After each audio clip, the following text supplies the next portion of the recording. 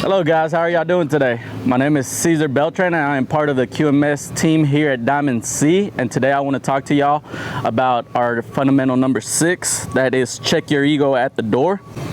It is not about you. Don't let your ego or personal agenda get in the way of doing what's best for the team. Worrying about who gets credit or taking things personal is counterproductive. Make sure that every decision is based on advancing the total team.